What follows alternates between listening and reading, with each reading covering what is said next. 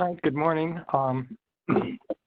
Ohio seems to have gotten pretty active recently, but the rest of the country has over this last couple of months as well. So what I'm going to basically show you is how we go about doing a design study. I'm going to pick a very simple area first. I took a look at Perry County, and that's a little bit much to grasp the first time you're ever looking at this, but we can take a look at Perry County after you get a sense for what we're doing. What we basically do are two things. First thing is we assess whether or not it's worthwhile doing a design study for that particular area. Some areas, people just hate the incumbent, but they're well served, and it's going to be awfully darn hard to unseat a quality incumbent, even if they are charging an arm and a leg. If we agree that it's worthwhile pursuing the study, then I'm going to show you how we go about assessing the various cost factors on different types of network approaches, fixed wireless or hybrid or fiber to the home or combinations thereof. And then we'll show you the concepts of how we translate that analysis that we've done into a financial model that gives the community a sense for, is this an affordable project? Meaning, can financing occur or the grants occur that will give the community that confidence that they can move forward? And then in cases where we see contention issues from various types of grants between the FCC data and reality, we'll show you a concept as to how we can go about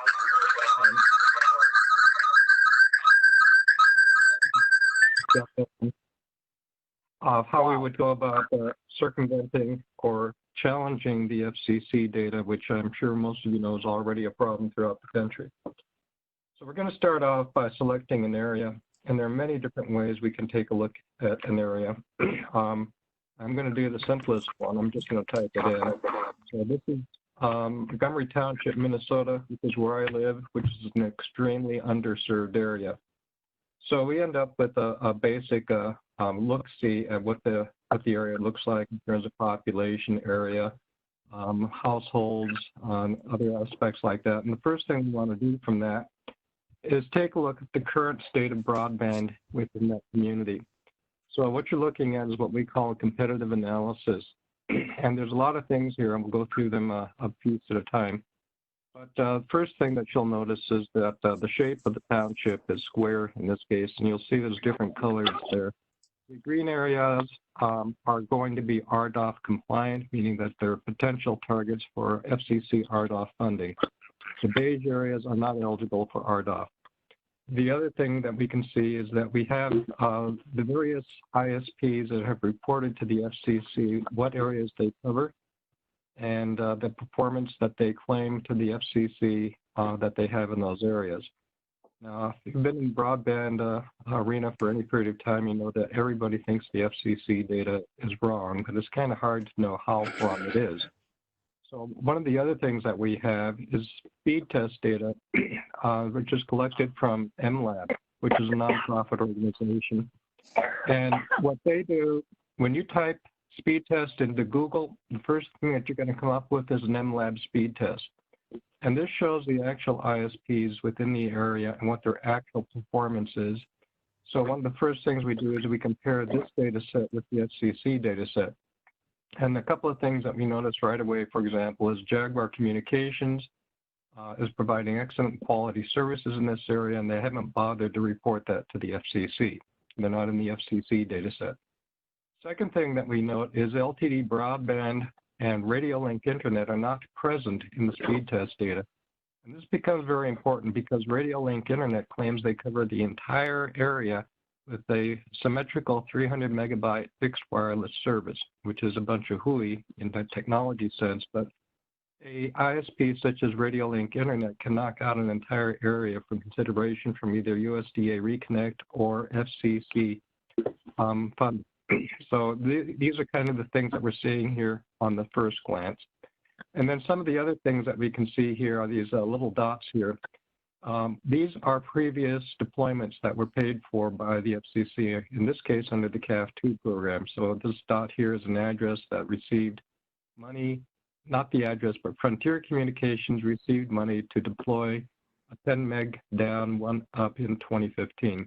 Now this is kind of an indicator as to the history of grants that have occurred within this area. And then the other thing that we'll notice as we go through here is you see these little icons. Each one of these icons represents a USDA Reconnect point available for the grant application based upon the USDA's data set. And then the final thing that we're noticing is these are areas out here which are outlined in black. These are USDA protected areas, meaning they are not eligible for a grant. So you would have to knock those areas out of a Reconnect application before you could actually be accepted. So given the overview of what we see here, we will either recommend moving forward or not moving forward with the design study. A very quick glance tells us that this community is or is not really going to be able to move forward because of whatever prior funding issues have occurred in that area. So assuming we want to move forward, the next thing that we want to do is we want to knock out anything that is going to make us ineligible for a grant. So we'll take a look and exclude all of the USDA protected areas in here, simply remove them, and then go back and take a look to see what's left. And what you can see is we've taken out this area here, but we have not taken out some of these areas, and the reason is because they're overlaps. And the way in which the Reconnect program is supposed to work is that the ISP is supposed to follow block group boundaries, and in this particular case, Lonsdale Telephone Company didn't do that. So that's going to become an issue that they'll have to work with USDA GFRs if they want to move forward with that type of grant. So another thing that we might want to do now is take a look at, can we get a grant out of this area at all? So we go into a grant analysis mode, and we're looking at two current on-the-street grant programs. One is the USDA Reconnect, and the other is the FCC RDOF. So we're looking here at the points and the issues that are associated with this particular area. So we can see by the Reconnect program, we are estimating 69 farms. We do not have any opportunity zone availability. The rural density is not there. And then these are the critical infrastructure, educational facilities, and health facilities that can contribute to the FCC grant. And then these are the block groups that would be flagged by the Reconnect grant application as potential problem areas. So we can take a look at those in detail. The reddish area here, this is the block group in question, and the gray area is the Reconnect protected area. We can see there's overlap, but it's not completely overlapping. So this becomes a data set that you can share with your USDA GFR and say, look, these guys, Lonsdale, they don't know how to draw a straight line. I want that block group included in my grant. And that permits you to basically challenge these types of activities here. And then we switch over to the last thing, according to the USDA evaluation of the FCC data set, nobody's underserved. But part of that is because we saw previously that one of the ISPs was basically lied through their teeth. Then we take a look at the RDOF, the FCC RDOF program, and we're looking at the availability of potential funding in here, and we would see that there are 122 households that are eligible for RDOF reverse auction. So if you have a partner in an ISP, you can focus them on these block groups, and then they can do reverse auction and possibly bring services into those areas. So if it still looks like there's a grant potential there, then we start looking at what kind of network would we want to apply in there. And of course, everybody wants to have a fiber to the home network.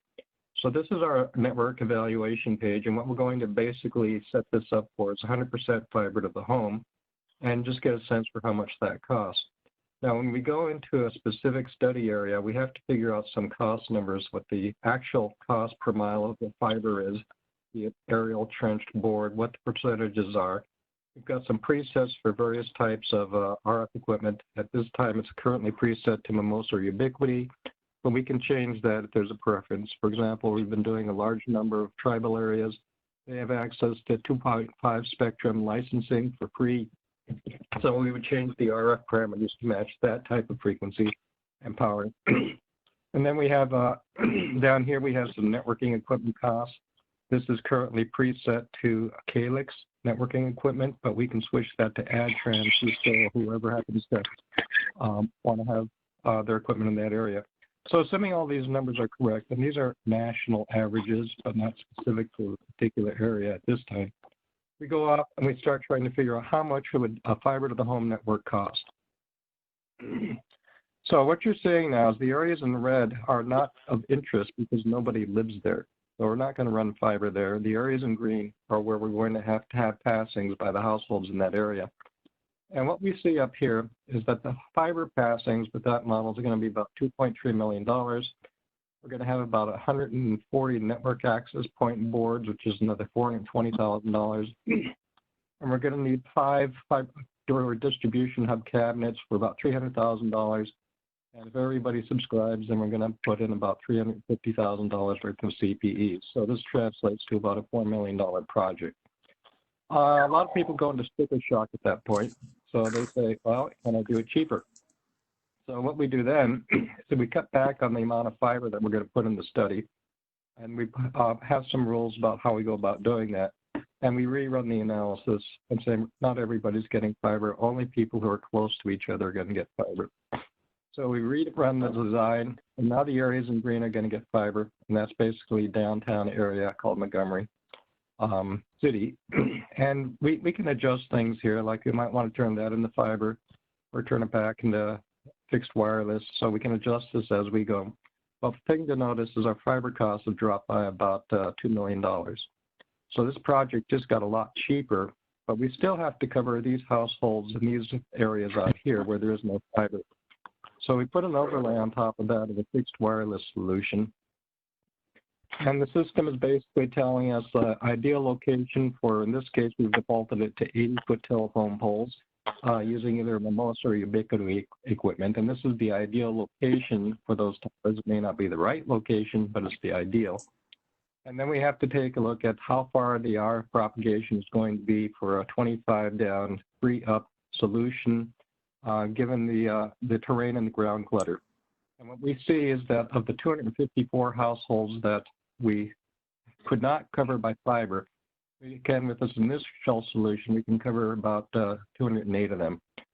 So we also can see pre-existing tower assets that we may want to co-locate on. And this may become a cheap solution or expensive solution, depending upon whether or not you've got good friends sitting out there owning that tower or not. And so that's available for analysis and review. And then we can take a look in detail, where did we just put these towers? And as we zoom in, we can basically see we stuck this one in the middle of a farmer's field. He's not going to be too happy. That's the soybeans, that's his income. So we'll probably want to move it off to the side of a road somewhere. And then what we want to do then is just reprocess and see how that's going to work for the households. So we started off with 208 covered. We moved that particular tower location, and we lost 3 households because of that move. But we can adjust these as we move through the process. And we'll also notice that for that type of technology here, we're adding another $100,000 to that net cost. So this becomes a solution at about 1/3 of the original price, this community. So what we do is we go through a number of iterations on these, and we come up with what we call a financing model. This is one that we did for St. Helens, Oregon. And in this particular case, we ran a number of different models. We started out with no fiber, a little bit of fiber, some more fiber, and so on and so forth until everybody has fiber. And then we had the project costs that correspond. So the cheapest one is, of course, fixed wireless, and then we got some fiber, more fiber, and so on and so forth until you've got a range of 5 to 1 between the cheapest project and the most expensive project. So what we do is we ask the community, what do you think you can afford? So in this case, they said, we think we can afford about $4 million on this. So we say, all right, let's see what happens if we do that one. So we take that model and we start looking at 3 critical factors to the success of the project. The first is most communities are going to have to borrow money to get there, and they have to pay back that loan. So this is what the debt service ratio is going to look like for that community. That number has to be greater than 1, or they're not going to get the loan. The second thing is that any municipal financing program requires that the community is going to basically back up the loan with tax liability on the citizens. So this is the monthly debt service liability for every household in the community, about $4 a month. And then you have to attract an ISP, because we don't recommend communities become their own ISP. Most are ill-equipped to do that. And you have to say to the ISP, you're going to make money if you come in and service the network. So this is their projected 5-year return on internal rate of return. and that number typically has to be above 100% or the ISP is not going to be interested. So we look at other factors at that point, such as the subscription rate. That may be too high, so we'll drop it 10%. The community subscription fee per month is going to be $62.50 per household. If that's a rich community, that's great. If it's a poor community, that's too much. We'll say they're poor, we drop that. And then what we see has happened, our debt service ratio has dropped, no change in the tax liability, and the ISP is not going to play because they're not making enough money. So we reduce the amount that we're charging the ISP to be on the network. So we bring that back up above 100%. We can still pay off the loan. And then our dear friends at the USDA come in and give us a 50% grant because we're just so deserving. And what that does is that changes our debt service ratio. So now that's even better than it was before. The citizens are happy, the tax liability dropped, and the ISP, that grant didn't have any impact on them. They still make a lot of money.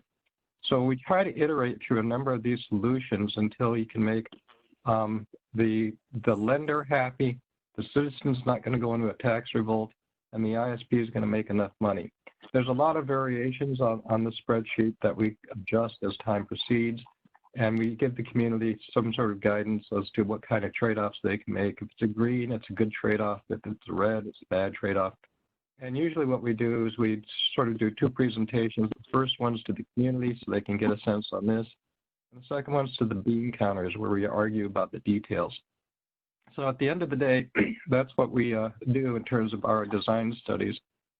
There's a precursor to this in areas where we see things like 100% served right down up in here. So this community has 100% served. You're not eligible for RDOF. You're not eligible for Reconnect. But you know, in your community, you do have underserved areas. So the question is, how do you go about proving that?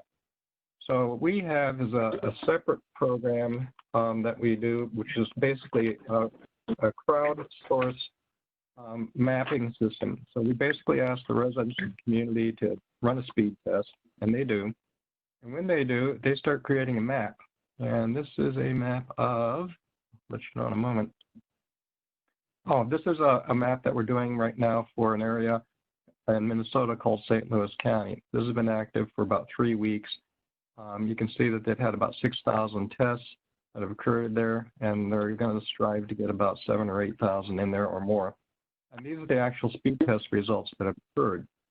So we can start identifying areas that have problems.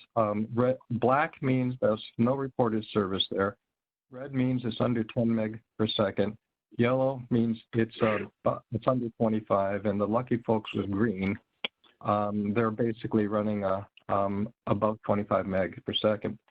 So we might want to take a look in detail at this and start applying, you know, can we justify doing a grant application in here or not? If the FCC data says one thing and this says something else, well, then you might want to basically say, I can now challenge the FCC data. And the way in which you can go about doing that is you select the area of interest. And now what you're going to be getting is an analysis of what the FCC said versus what actually is there. And there have been successful challenges under the Reconnect program using techniques similar to this. So we're looking at an area around here. We're seeing the CAF2 deployments in the blue. And then what we're seeing here are, for example, in this area here, we see that the FCC thinks Frontier Communications is in there. According to our speed test, you got some cell phones, some Verizon Wireless, Frontier's in there. They're actually performing quite nicely in that case, 23 meg. And CenturyLink is there, even though the FCC doesn't know it. So this is probably not a good area to challenge. As we get into other areas, we start seeing discrepancies between the FCC and the actual. So, for example, in this area here, Frontier is supposed to be there, but the only availability is AT&T Mobility, which means cell phone coverage. So you can go through this in some detail and basically, again, take this to your GFR at Reconnect and say, I am eligible because I don't have services here. For example, here, Frontier is not supposed to be present, and they have a 2 meg downlink. So we go through various parts of the region, one at a time, taking a look at, what's served and what's not. Sometimes we find a nice little cluster like here, where you've got a whole bunch of reports of no service. We take a look at that in detail and see what's supposed to be there. And according to the data, CenturyLink is there, but according to the reality, nobody's there. So in a nutshell, those are the things that we provide to communities. I'm going to shut up and start waiting for a reaction.